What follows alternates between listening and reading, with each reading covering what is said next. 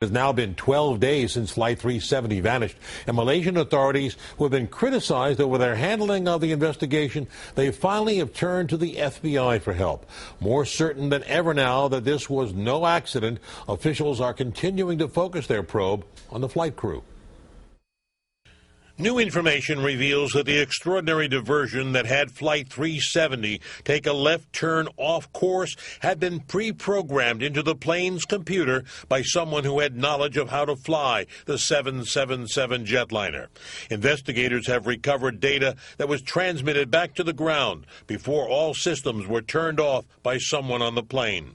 Attention is being focused on Captain Zaharie Ahmad Shah and his co-pilot Farik Abdul Hamid.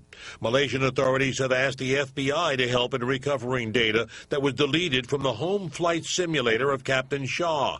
Contents of the hard drive are expected to be relayed to Washington to be examined by agents who specialize in retrieving computer files.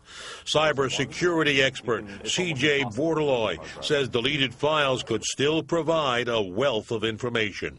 Unless the pilot was a professional hacker and he knew how to delete files from a hard drive, the FBI will absolutely have access to the files in the simulator hard drive in under an hour.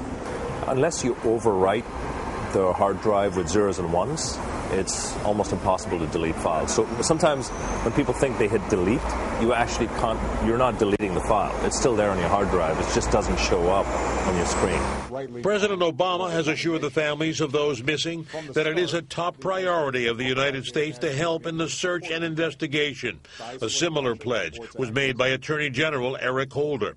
We are in ongoing conversations about how we can help, and we will make available whatever resources that we have, whatever expertise we have that we might be able to be used.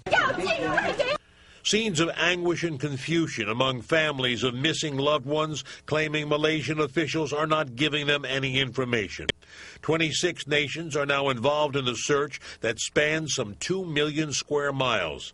A vast area to look for one plane with 239 souls aboard.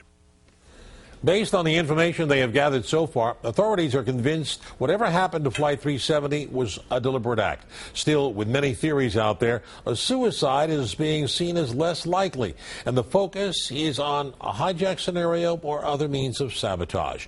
In the process, it's thought the plane could have plunged into the Indian Ocean. It's one of the most remote places in the world and also one of the deepest seas, and that in itself increases the possibility that the plane may never be found.